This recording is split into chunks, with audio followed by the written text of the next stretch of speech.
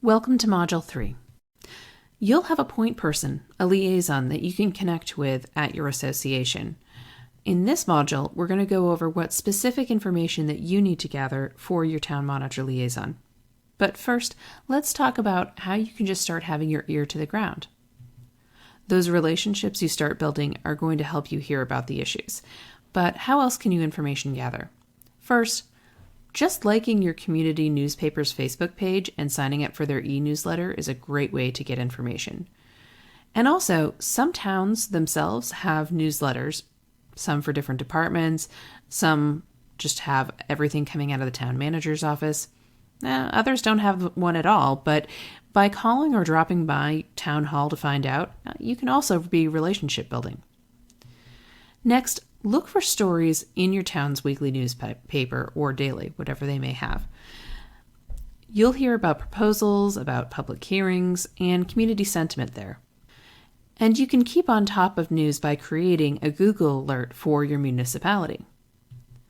Lastly, if you're feeling particularly ambitious, you can keep an eye out for public notices. They'll be in the newspaper, at town hall, or on the town's website. You can also watch public meetings in person, online, or on TV, or just read the minutes. If you'd like to get even more plugged in, here are a few more ways you can do so. This isn't necessary, so don't feel like it's something you have to do, but it's another good way to get known and to know what's going on. An easy way to do this is to join your local civic association. They usually have presentations from local advocates or town staff looking to gain support for their proposals or just inform the public. There are also tons of committees, and usually there are vacancies. It's pretty easy to get appointed. If you're a commitment phobe, you can always ask your town or city clerk if there are any short-term subcommittees you could get appointed to. If you decide that you want to join a committee or just better understand how committees are run, there are a few resources in the FAQ section of your handbook, including Robert's Rules of Order and a link to the open meeting law in Massachusetts. You'll see the links as well on your My Town worksheet. Next up, we're going to cover how you get the specifics of an issue, assess its impact on realtors and homeowners, and determine its viability. Welcome to Lesson 1, the first in a 3-step process for assessing potential issues. You'll notice among your resources is the Issue Assessment Worksheet. You're going to want to get used to using it. It'll really help you identify the specifics, and the best thing is, it's one page. Say you've gotten wind of a proposal. Let's say somebody's proposing a moratorium on new residential construction. Well, to make sure that your liaison is able to take that information and run with it, we need a little bit more meat on the bones. So the first thing is to get more nitty-gritty. What does the proposal do specifically? Maybe it's the creation of a district of critical planning concern that outlaws residential construction for 12 months. Jot that down in specifics. This part doesn't need to be a novel. You can just write down 1 to 2 sentences with a general gist of what changes it would make. Next, figure out who the sponsor is. Remember, sometimes the proposal will come from a committee member, but it can also come from within town hall. In this case, it could be the town planner or members of the planning board. If you can make life easier for your liaison, please do so and track down the sponsor's contact information so they can do a little bit more digging. The last information step is to find out where the proposal is in the process.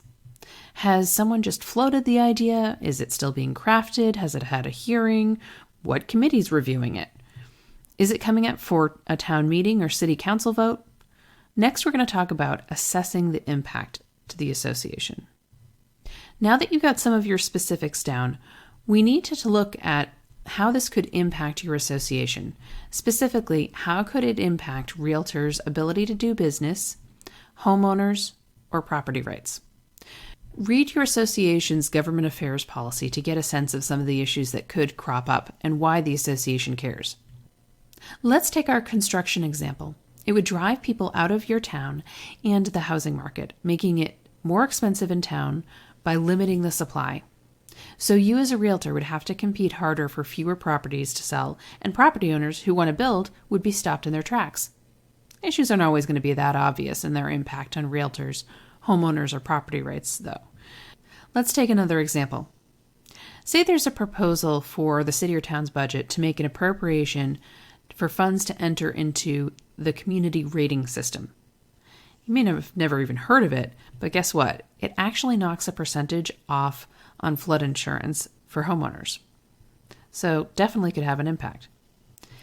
Here's an example of a change that may not even come up before a town committee. Let's say the fire inspector is considering changing the inspection requirements before a property sale. That could definitely impact your business, not to mention make it harder on the homeowner. But that's being handled administratively, not through a committee. Another outside-the-box issue to consider is bike lanes. Let's say that the Bikeways Committee wants to add more bike lanes to make transportation easier and safer. Well, that might fall in line with the association's government affairs policy. This is by no means a complete list, so as you're looking at issues, let it be your starting point, not your end point. But just to get the wheels going, here are a few more examples.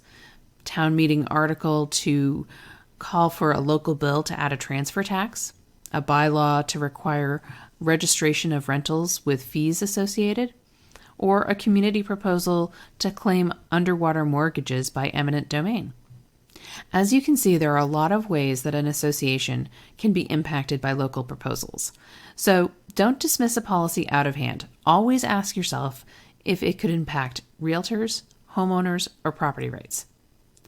Be sure to add this information to your issue assessment worksheet. Welcome to Lesson 3, the last step in our issue vetting process.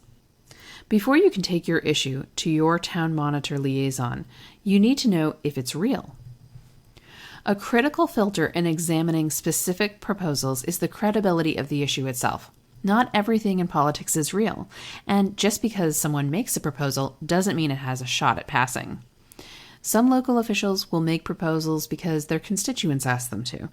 Doesn't always mean that the politician's going to throw their weight behind it. In fact, they may quietly kill the petition behind the scenes. Keep this in mind when evaluating the issue. Next, ask yourself if the proposal is at all realistic. Sometimes a politician will propose something that has absolutely zero chance of passage. This can be for a couple of different reasons. First, just as there are fringe activists, there are fringe elected officials. Sometimes they file wildly outlandish proposals, like requiring realtors to sign an affidavit attesting to where the nearest bus stop is. Most of the time, they won't get past the first hurdle, let alone a vote on town meeting floor. Why? Because their colleagues aren't about to let their credibility be damaged by such a vote. Other times, politicians file bills that represent their beliefs, but they're so far from the political norm in a town that they would never gain traction. Sometimes they're just trying to score points with their base. Other times, the person who is making the proposal isn't someone who can carry an issue across the finish line. That may be because they have little credibility with other elected officials or appointed officials in town. Other times, it's because they aren't the best at navigating the political winds in town. Maybe they're just out of favor with the current leadership. And some people just have a reputation for throwing out whatever idea occurs to them, but they rarely actually follow through. So when a specific proposal comes up, ask yourself, is it real and is it realistic? As you're filling out this last question on the issue assessment worksheet, remember, it's okay if you don't know. Answer this question to the best of your ability.